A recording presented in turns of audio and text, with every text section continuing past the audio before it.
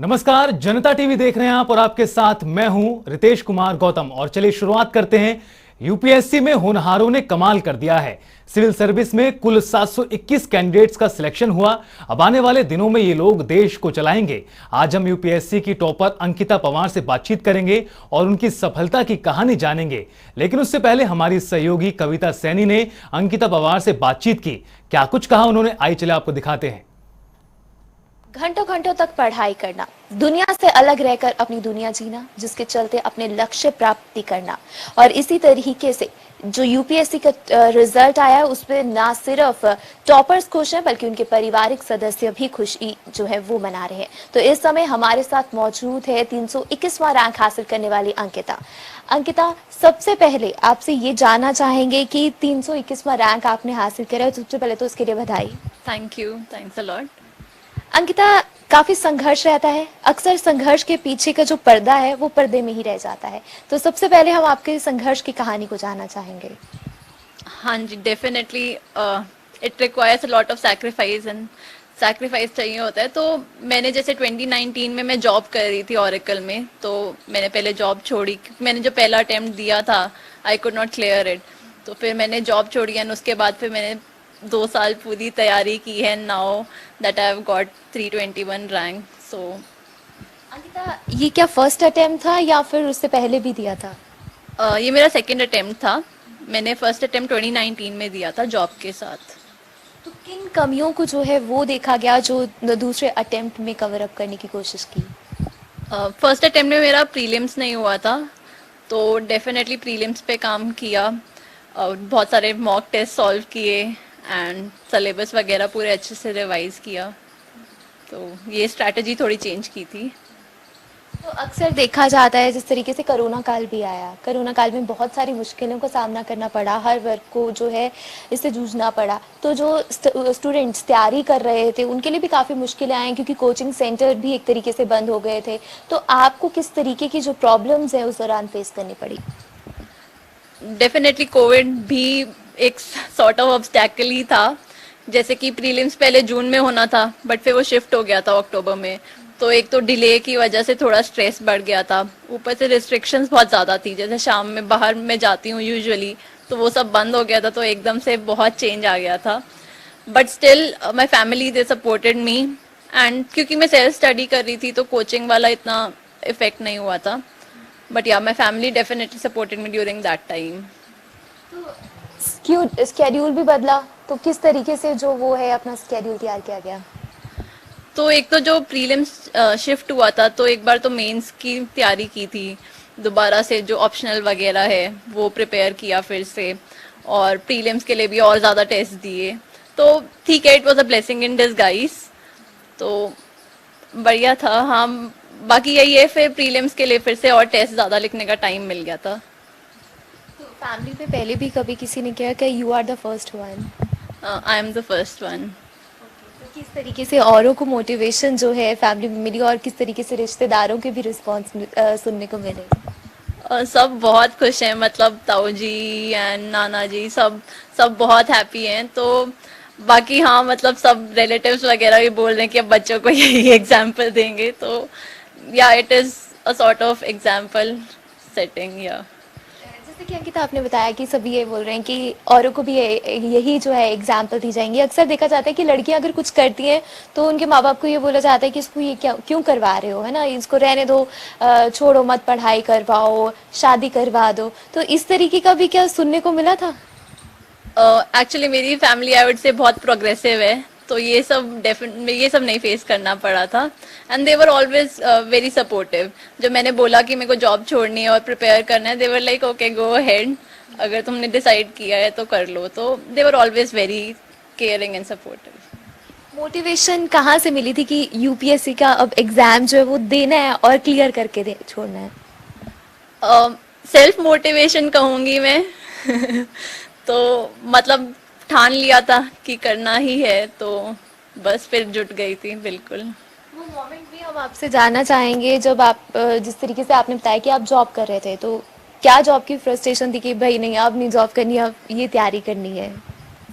मैं कहूँगी फ्रस्ट्रेशन तो नहीं था जॉब में। जॉब बहुत अच्छी थी, एज इन बहुत अच्छे कोलीग्स भी बहुत अच्छे थे, बट फिर ये था मेरा रुझान सीएसई की तरफ आ गया था, तो फिर मैंने डिसाइड किया कि अब तो यही करना है। अक्सर देखा जाता है कि बहुत लोग अटेम्प्ट देते हैं, लेकिन कहीं ना कहीं कोई चीज़ की कमी रह जाती है, फिर वो छोड़ देते हैं कि नहीं, हार मान लेते हैं। तो कुछ ऐसी स्ट्रैटेजी जो आप उनको देना चाहेंगे? अ, सबसे पहली चीज तो यू हैव टू एनालाइज कि कहाँ पे मिस हो रहा है। अगर आपका प्रीलिम्स में नहीं हो रहा तो आप देखो कि क्या गलती कर रहे हो। मेंस में आप आंसर राइटिंग प्रैक्टिस करो, सिलेबस जो है उसको स्टिक करके रखो, and hard work is again the key. तो मतलब हर स्टेज की अलग स्ट्रैटेजी है थोड़ी, तो उसको देखते हुए करना है और अपनी मिस्टेक्स को एनालाइज करो। तो that is the best way forward, you are the best जज आई वुड से। तो बिल्कुल सफलता के लिए कोई भी जो शॉर्टकट अपनाना सही नहीं रहता है, जिसके लिए अंकिता ने भी काफ़ी जो है तैयारी करी और इस मुकाम को हासिल किया। उन्होंने अपने संघर्ष की कहानी भी जनता टीवी के साथ साझी की, और इसके साथ ही जनता टीवी उन सभी बच्चों को भी बधाई देता है जिन्होंने यूपीएससी टॉपर क्लियर किया है। और अंकिता पवार हमारे साथ जुड़ गई हैं और ज्यादा बातचीत करने के लिए और ज्यादा अपने अनुभव साझा करने के लिए। बहुत बहुत स्वागत है आपका अंकिता, जनता टीवी पर, और बहुत शुभकामनाएं इस सफलता के लिए। Hello sir, thank you, thanks a lot. Ankita, मेरा पहला सवाल आपसे यही होगा। सवाल क्या, मैं आपसे दरअसल अनुभव को जानना चाहता हूं। परीक्षा का परिणाम जारी होने से पहले और परीक्षा का परिणाम जारी होने के बाद किस तरह से जिंदगी में बदलाव आया, सपना साकार हो गया है, वो एहसास क्या था, अगर आप उसे शब्दों में बयां करें तो? हाँ, मतलब I was expecting a rank, तो बस ये देखना था कि क्या रैंक आएगा। एंड देन जब लिस्ट में नाम देखा 321, तो it was a very happy moment. And उसके बाद से ही फिर रिलेटिव्स का कॉल आना, एंड मम्मी पापा भी बहुत खुश थे, तो it was a good moment. Ankita, सबसे पहले इस सफलता का श्रेय अगर आप किसी को देना चाहते हैं तो वो कौन है? कौन है वो शख्स जो आपकी सफलता के पीछे हमेशा आपके साथ मौजूद रहे? मैं अपने मम्मी और पापा को ये श्रेय देना चाहूंगी। They were always there for me, बहुत सपोर्ट किया है throughout the whole journey, they help me. तो मम्मी पापा के लिए हर्ट्स। घर परिवार में खुशी का माहौल है, आपकी बातों से समझ आ रहा है। ऐसे में जो परिवार के लोग हैं वो किस तरह अपनी खुशी का इजहार कर रहे हैं? क्या परिवार के लोग अपने बाकी परिवार के लोगों को भी बता रहे हैं, रिलेटिव्स को बता रहे हैं फोन करके? हाँ जी, बिल्कुल। जब से रिजल्ट आया तब से फोन्स की लाइन लगी हुई है, तो यही चल रहा है। अंकिता, एक सवाल है मेरा। इससे पहले भी आप बहुत अच्छी नौकरी पर थे, लेकिन आईएएस बनने का ख्वाब कैसे आया? कैसे इस सफर की शुरुआत हुई जिसको आज आपने पा लिया है? एक्चुअली जब मैं जॉब कर रही थी, तो बेसिकली यूट्यूब वीडियोस देख के देखा था मैंने, टॉपर्स का जब आया था, तो उससे काफी इंस्पिरेशन मिला। एंड सीएसई एक ऐसा प्लेटफॉर्म है जहाँ पे आप मतलब you can actually make a change. जी। तो that really inspired me, and that is when I decided that कि अब तो यही करना है। अंकिता, ये परीक्षा पास करना आसान नहीं होता, ये सभी जानते हैं और बहुत अच्छे से जानते हैं। ऐसे में आपने किस तरह से इस सफलता को हासिल किया? क्या कुछ चुनौतियां आपको सामने आई इस पूरे सफर के दौरान? अगर उसको लेकर अगर आप जानकारी दें, बताएं कैसे रहा ये पूरा सफर जो आप आज इस सफलता पर पहुंची हैं? हाँ जी, मैंने जैसे ये मेरा भी सेकंड अटेम्प्ट था। जी। जब मैंने फर्स्ट अटेम्प्ट दिया था 2019 में, तो मेरा प्रीलिम्स क्लियर नहीं हुआ था। तो फिर मैंने वही पहले तो प्रीलिम्स का मिस्टेक्स एनालाइज वगैरह किया कि क्या गलती हुई थी। तो इस बार बहुत सारे मॉक टेस्ट दिए थे। उसके अलावा मैंने आंसर राइटिंग बहुत ज्यादा की थी, विच इज अ की मेंस में, because the marks are also added. तो mains answer writing plus syllabus के साथ स्टिक करके रहना, बिल्कुल, क्योंकि जो यूपीएससी सिलेबस देती है उनकी क्वेश्चंस बहुत से मतलब यू कैन प्रिडिक्ट अगर आप सिलेबस अच्छे से कर रहे हो। जी। तो मेरी यही स्ट्रैटेजी थी। अंकिता, एक सवाल और है कि इंटरव्यू को लेकर बहुत ज्यादा लोगों के मन में डर रहता है। अक्सर हमने देखे भी हैं, कई वायरल वीडियोस इस तरह के आते हैं। अगर आप अपने इंटरव्यू के दौरान का बताएं, किस तरह का आपका इंटरव्यू रहा था, किस तरह के सवाल आपसे पूछे गए थे? एक्चुअली इंटरव्यू का ये हाँ पहले रहता है कि कैसा जाएगा, नर्वस होते हैं थोड़ा, but as you enter the room तो बहुत ही अच्छा एनवायरनमेंट था, बहुत ही कॉर्डियल बोर्ड था। तो मतलब मैं जैसे गई तो चेयरमैन ने पहले तो बोला कि फेस शील्ड वगैरह हटा लो, आराम से कंफर्टेबल हो जाओ। उसके बाद उन्होंने मतलब मुझसे ये भी पूछा कि बाहर खाने को क्या मिल रहा था when you were waiting in the room. और फिर उन्होंने पूरा प्रोसेस बताया कि हम आपका ओपिनियन जानना चाहते हैं, आप अपना ओपिनियन दो, इट डजंट मैटर सही है या गलत। तो मतलब काफी उन्होंने बहुत अच्छे से मतलब कंफर्ट किया।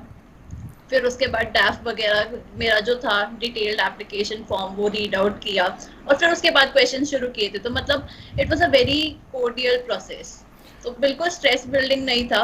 और इवन जो मेंबर्स थे, अगर उन्होंने बोल दिया था कि if you don't know the answer just say I don't no, और मतलब कि आप हिंदी में भी बोल सकते हो अगर आपको बोलना चाहते हैं। तो मतलब बहुत ही कोर्डियल था। I would say the experience was very good. जी अंकिता, किस तरह के सवाल थे? क्योंकि जो दर्शक देख रहे हैं या जो एस्पिरेंट्स देख रहे हैं वो अक्सर यही जानना चाहते हैं कि इंटरव्यू में किस तरह के सवाल पूछे जाते हैं, और साथ ही साथ इंटरव्यू के दौरान का कोई ऐसा एक्सपीरियंस जो आपको याद रह गया हो, उसको लेकर भी बताएं। In fact the whole interview is very memorable and अब तक मतलब it's very clear in my mind। तो जैसे कि क्वेश्चंस में से पहले पूछा था चेयरमैन ने कि डाउरी अभी भी क्यों चल रहा है जबकि इनहेरिटेंस राइट वेमेन को मिल चुके हैं। और उसके बाद फिर उन्होंने एक स्टेटमेंट दी थी मुझे और बोला था कि इसको एक्सप्लेन करके बताओ। उसके बाद बाकी मेंबर्स ने पूछा था जैसे कि JNK को स्टेटहुड देना चाहिए या नहीं, आपका क्या ओपिनियन है। How will you use your engineering skills जब आप सिविल सर्विसेज में आओगे। जी उसके अलावा जैसे एक मेंबर ने मुझसे काफी फैक्चुअल क्वेश्चंस पूछे थे। उन्होंने मुझसे पूछा था कि न्यूजीलैंड की 5 सिटीज के नाम बताओ। It was a very out of the blue question, मैंने एक्सपेक्ट भी नहीं किया था। और मतलब जैसे मेरे को 2 सिटीज पता थी तो मैंने बता दी, उसके बाद मैंने बोला sir I don't know the other cities. जी so they moved on to the next question. और फिर एक और इंटरेस्टिंग क्वेश्चन जो मुझे लगा थोड़ा, जैसे कि उन्होंने बोला कि आपने पिन कोड डाल रखा है 160019, तो इसमें ये 1 से कौन सी स्टेट्स का शुरू होता है। तो ऐसे क्वेश्चंस भी थे जो कि जी बिल्कुल ही ट्रिकी थे। अंकिता, जैसा आपने कहा कि पैनलिस्ट की तरफ से पहले ही कहा गया था कि अगर सवाल का जवाब ना पता हो तो आप मना कर दें। ऐसे में जब जिन सवालों का जवाब आपने नहीं बता पाए, ऐसे में क्या मायूसी थोड़ी देर के लिए हुई थी कि कहीं इंटरव्यू पर असर ना पड़ जाए उसका? एक्चुअली इंटरव्यू के टाइम में सोचने का टाइम ही नहीं मिला था, तो मतलब जो नहीं आया बोल दिया जी। नहीं आता, and they moved on to next question, तो वो पता ही नहीं चला था। एक सवाल और है, अक्सर लोगों को पता होता है कि मेहनत बहुत करनी पड़ती है। आप कितने घंटे पढ़ा करते थे इस सफलता को हासिल करने के लिए और इस एग्जाम को पास करने के लिए? एक्चुअली मैंने कभी टाइम नहीं किया कि मैं कितने घंटे पढ़ती थी, बट मैं ऐसा था कि या तो खाती थी या फिर पढ़ रही हूँ या फिर सोती थी, तो मेरा साइकिल यही था। अंकिता, जो एस्पिरेंट्स हमें देख रहे हैं और आपको सुन रहे हैं, अगर आप उनको ये बता पाएं कि किस तरह अपना दिनचर्या रखा जाए ताकि आप यूपीएससी का एग्जाम पास कर सकें, अगर आप उसे समझा दें आसान भाषा में कि इस तरह से अगर आप अपना दिनचर्या रखते हैं तो आपको आसानी होगी पढ़ाई करने में। मेरा जो स्केड्यूल था, मतलब मैं सुबह उठते ही न्यूज़पेपर पढ़ती थी जी 2 घंटा, और उसमें मतलब जैसे कि अगर प्रीलिम्स है तो प्रीलिम्स ओरिएंटेड, और मेंस के लिए एडिटोरियल वगैरह पढ़ना, तो पहले तो यही होता था। उसके बाद फिर मैं 2-3 घंटा कोई भी सब्जेक्ट लाइक एथिक्स हो गया, GS 1-2 उसके बारे में पढ़ती थी। फिर लंच ब्रेक वगैरह हो गया। उसके बाद फिर शाम में जैसे ऑप्शनल करती थी मैं, जी उसके बाद फिर 1-2 घंटा और शाम में बाहर घूम लिया, तो और उसके बाद फिर टेस्ट वगैरह लिखना। तो बेसिकली ये था मेरा रूटीन। अंकिता, आईएएस बनने का जो सपना होता है वो आसान नहीं होता है, काफी ज्यादा मेहनत करनी पड़ती है, लेकिन कई बार जो अभ्यर्थी होते हैं वो अपनी इस पूरी दौरान में, इस पढ़ाई के दौरान में निराश हो जाते हैं। क्या आपके साथ भी कभी ऐसा हुआ? निराश तो एज सच नहीं था, मतलब जैसे हाँ प्रीलिम्स नहीं हुआ था तो एक बार बुरा लगा था, बट फिर यही है कि रादर देन उस पे टाइम वेस्ट करना, मैंने ये देखा था कि क्या गलती हुई है and how I can improve. तो मेरा यही प्रोसेस था कि क्या गलती हो रही है वो ठीक करो, एंड फोकस ऑन योर जी self and have faith in your self. मतलब ये प्रोसेस थोड़ा टफ है, बट आपको खुद पे विश्वास रखना पड़ेगा। प्रोसेस टफ है अंकिता, आपने भी कहा इस चीज को। ऐसे में आप खुद को कैसे मोटिवेट करते थे इस मुश्किल भरे पल में भी, क्योंकि अब तो कई वेब सीरीज भी आ गई हैं और कई फिल्में भी इसको लेकर बनाई गई हैं जिसके जरिए दिखाया गया है कि कितना टफ होता है एक आईएएस बनना। ऐसे में आपने खुद को कैसे मोटिवेट किया? एक तो मैं कहूंगी कि गोल क्लियर था माइंड में, तो जी। वही बहुत बड़ा मोटिवेशन था।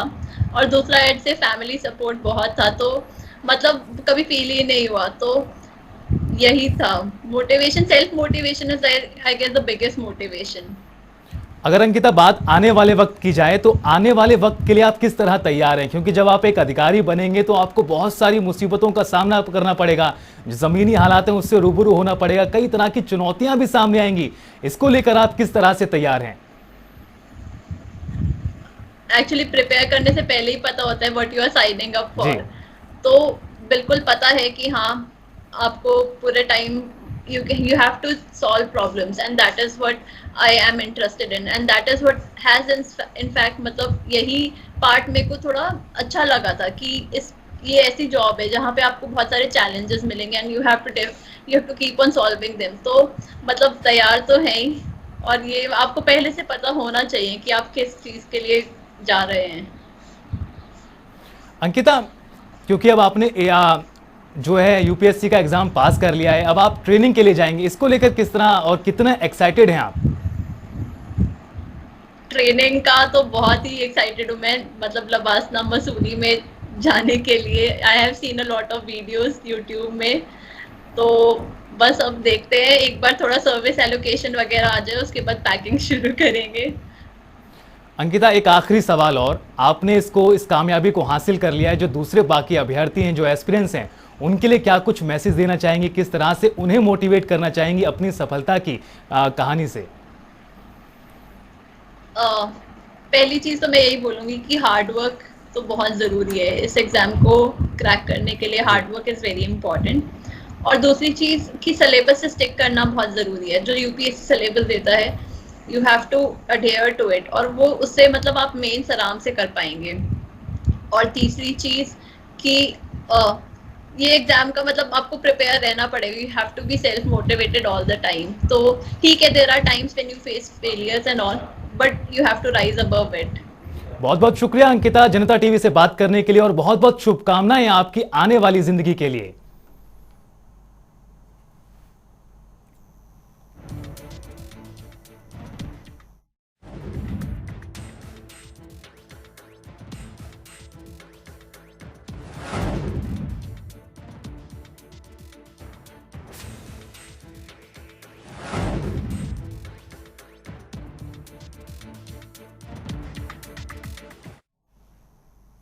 और चलिए रुख करते हैं कविता सैनी का, जो अंकिता पवार के परिवार के साथ मौजूद हैं और बातचीत कर रही हैं।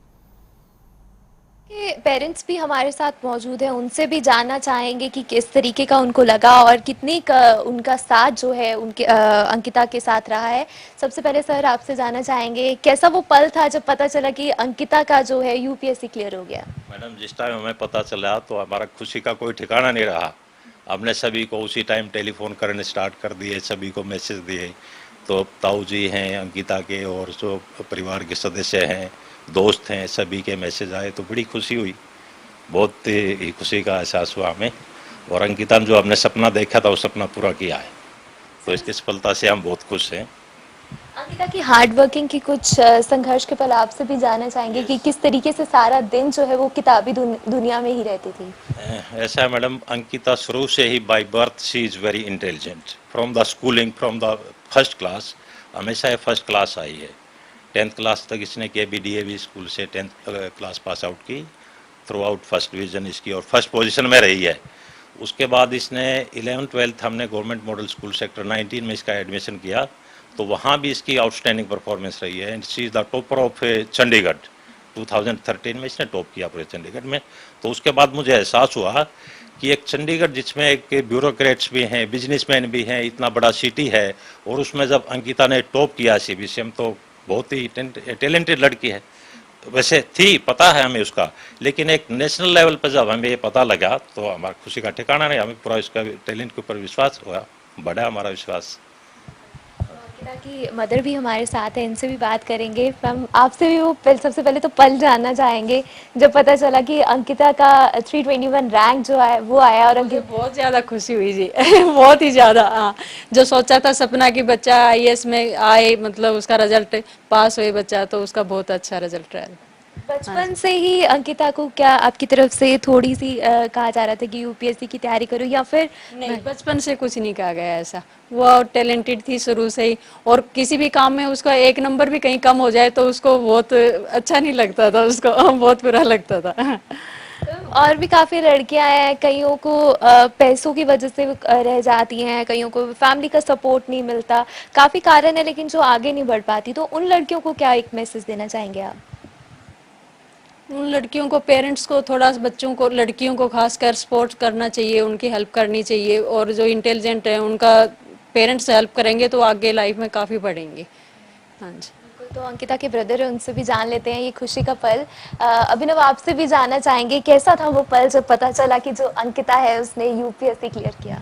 मेरे को काफ़ी खुशी हुई कि अंकिता ने अच्छी रैंक हासिल करी है यूपीएससी में, और जो उसका लक्ष्य था उसकी तरफ उसमें उत्तीर्ण हुई। तो मुझे काफ़ी खुशी हुई और उत्साह का पल था सबके लिए। आपका कुछ अभी इरादा है कि आप भी करेंगे यूपीएससी का एग्जाम वगैरह? नहीं, अभी तो कुछ नहीं।